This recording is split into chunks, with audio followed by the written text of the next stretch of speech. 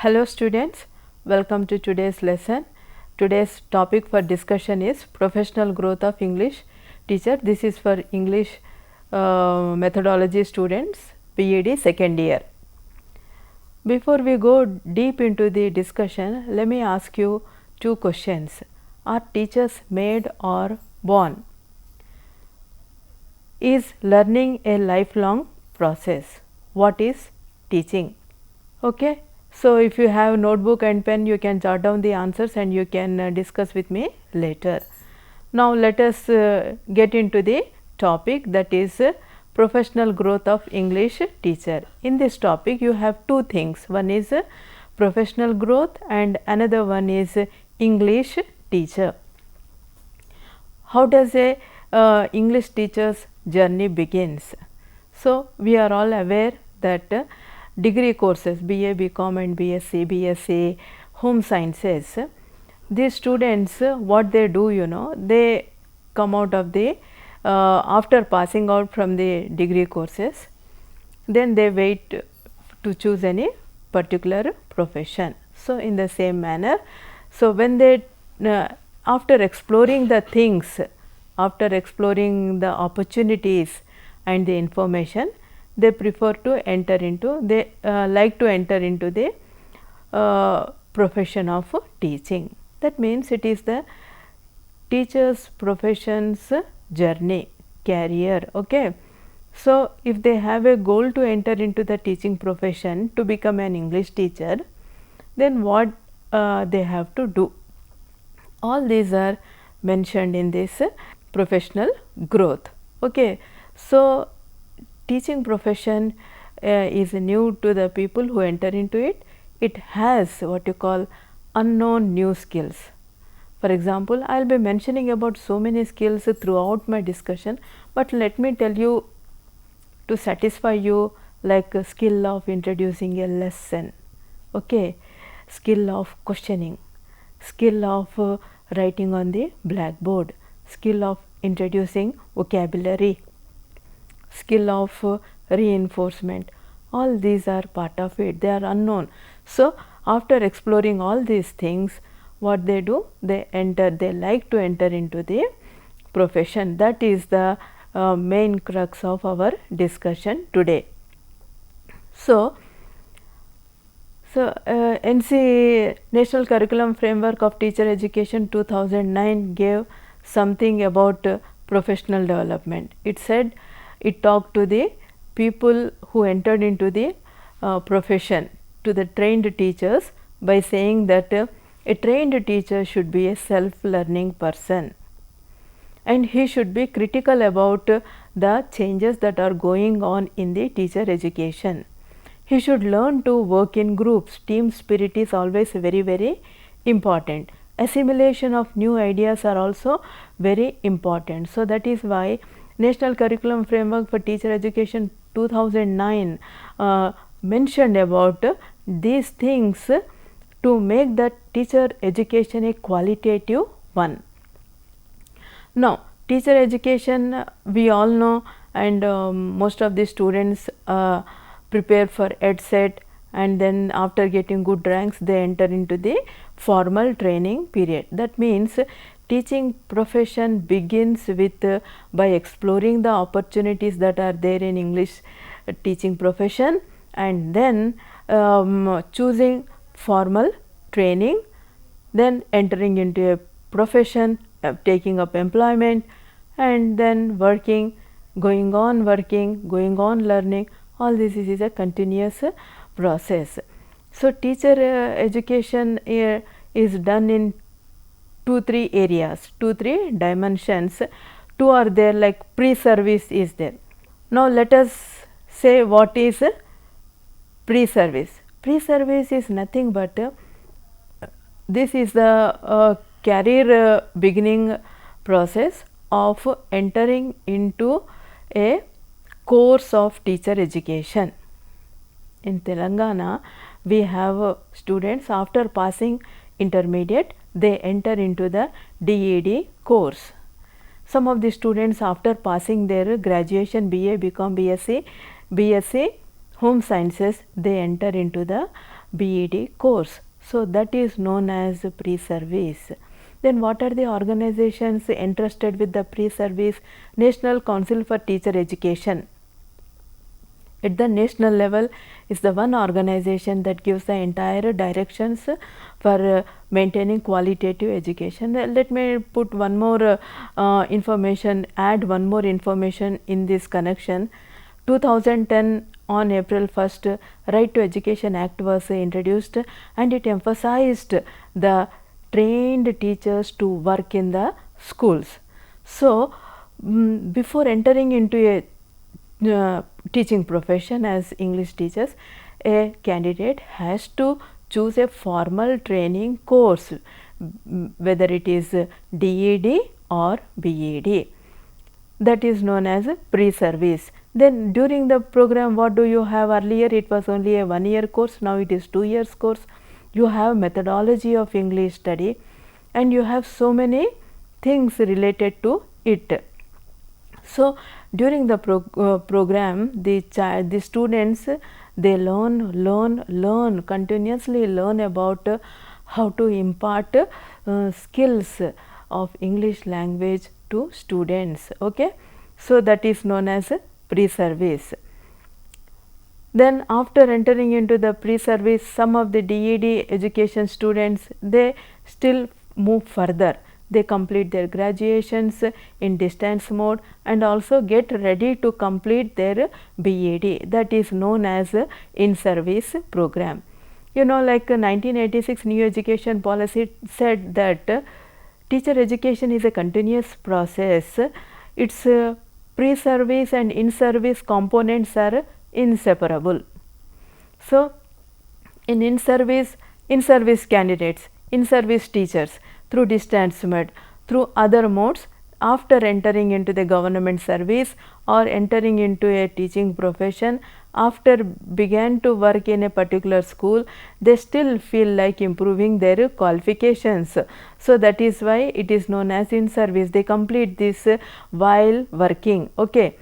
So while working, they complete these courses. So some of them complete their MED courses, some of them complete their B.Ed courses. The candidates who have completed their DED, they are eligible to complete their B.Ed course. The candidates who have already completed their B.Ed course, they are eligible to enter into MED course. Thereby research facilities are also there. So that is known as in service. Now let us see another area is there, that is nothing but reflective development. Reflective development is nothing but it is like reflecting on our own teaching, reflecting on our own moments of work, reflecting on our own moments, in the sense like teachers after entering into the job, after began to work in school, they should reflect upon them independently and individually. Say like that, am I doing the job very well or not? Am I happy with my students? Am I doing the teaching learning process very effective in the classroom or not? Am I using the appropriate teaching aids or not? That way a teacher has to reflect upon his or her program in the duty in the school. So it says that 24/7 all the time, just like the teacher is involved in doing the regular chores, CHORES, see, while doing cutting vegetables, okay, while preparing some food, and then while looking into some other areas in the classroom, outside the classroom. A reflective development means what? The teacher has to think all the time about her teaching, how effectively she is imparting the goods to the students. Is he very friendly with all the students? All the students are getting equitable opportunities in the classroom or not? So such is this thing, and that talks about reflective development. Am I preparing for my seminars? Am I preparing for my paper presentations? Am I preparing for all these things? Okay. So pre-service is the course that they enter into before entering into the profession. In service is what? While doing the service, they complete their courses like B.Ed, MED, etc., And if some of the students have already completed this, means what they can do, they can attend the seminars, symposiums, workshops, and do paper presentations. Nowadays there are so many online courses are there. By that also they can develop while working. Okay, they can develop their proficiency, especially English teachers should have lot of proficiency. Okay, so these things are talked in reflective development. Then self evaluation is also a one concept that actually is supposed to be talked before ending my lesson, but I have included here by saying that this is connected here. Self evaluation is very important. How she can do, how she should, after completion of the lesson, she should ask the students, children, did you like my lesson or not? Children, do you like English language or not? So like this self evaluation is done from time to time.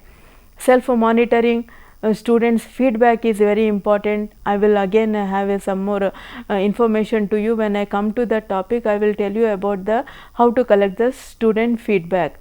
Observations, colleagues and experts opinions a teacher should take. Sir, come to my class and observe my class, so that what happens, I will get some clue from you, so that I can improve my teaching. So that way a teacher always can talk and discuss about her things. These are the various things before entering into the profession. Now a very interesting topic is for you all, that is a slide is also displayed on the monitor. See, qualities of a good English teacher. How many of us are familiar with the quotation of a poor teacher tells, an average teacher explains, a good teacher demonstrates, a great teacher inspires.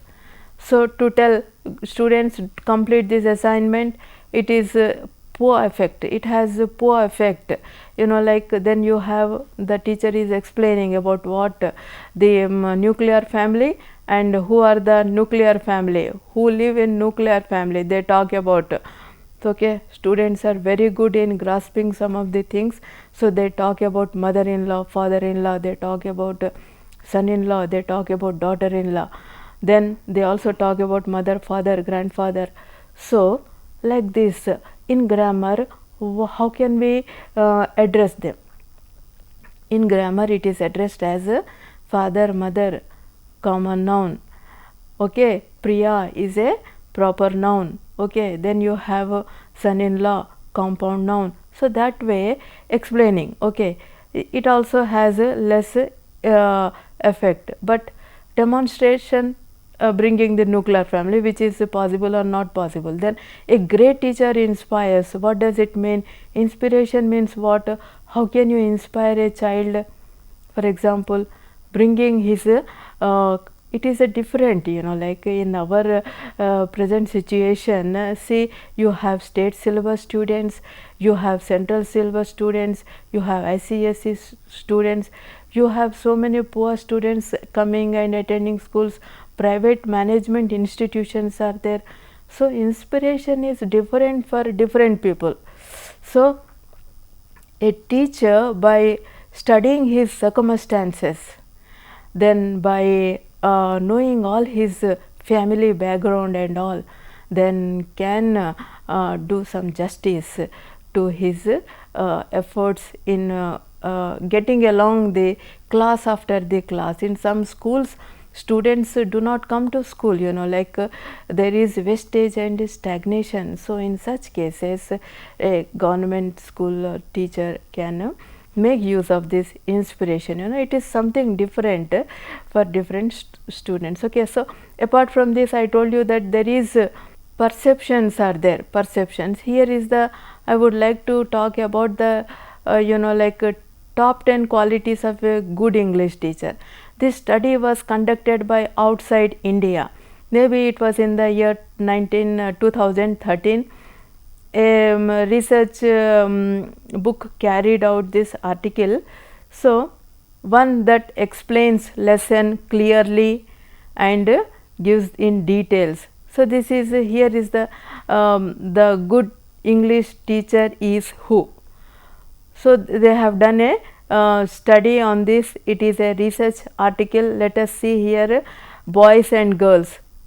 After looking at this, after coming to know some of the information from this, you will definitely surprise that boys' perceptions towards an English teacher is different from girls' perception. Though they are sitting in the same class, but they differ, you know, like unless and until a test is conducted, this was not revealed. So here is what, see, extra marks, the how good marks are given for the one who explains lesson clearly and gives the details in detail. Boys gave 23 and girls gave 25, like that the frequency is coming down. And if you go to the other area, see, like 2, 2, 4, 4 are given, like some of the students, you know, like helpful and respects students needs. See, this who 0, 4, 0 for both girls and boys. Here it shows that boys want teacher to be have more accent, then girls want a teacher to explain some details and some in details. They do not have the same opinion. In the same manner, a teacher, by asking them again and again, by taking their opinion and again, she can do justice to the students. Okay. So based on this, they also gave the qualities of a good teacher. This study was done by college students. Here we are talking about the students who come to school. They are between 6 years and 15 years.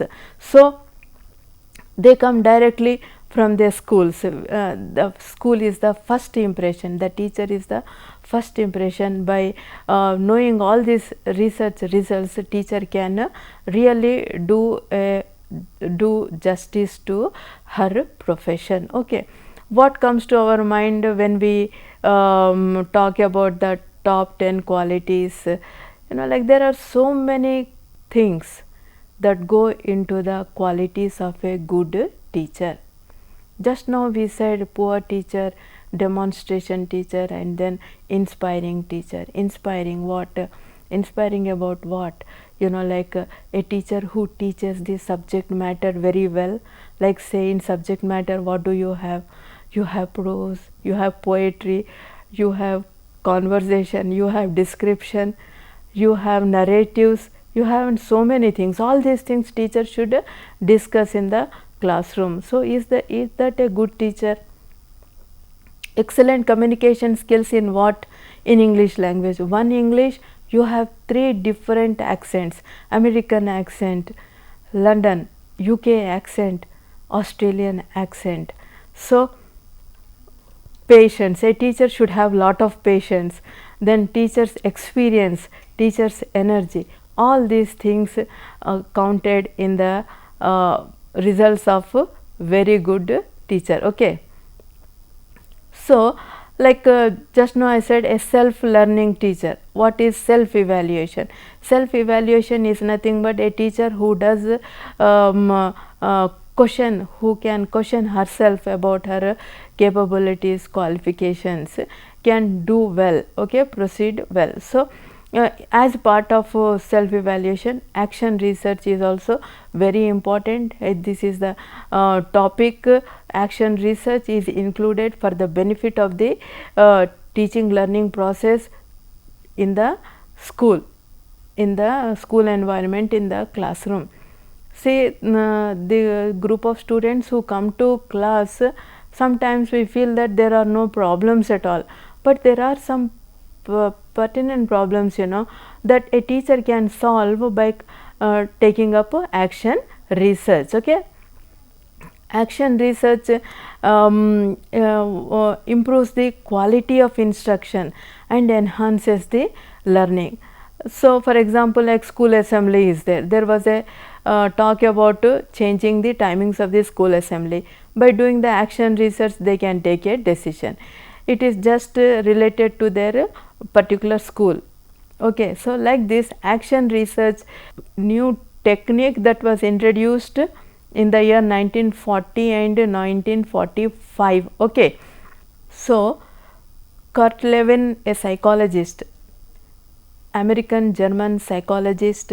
He did lot of research and then he came out with the phrase action research.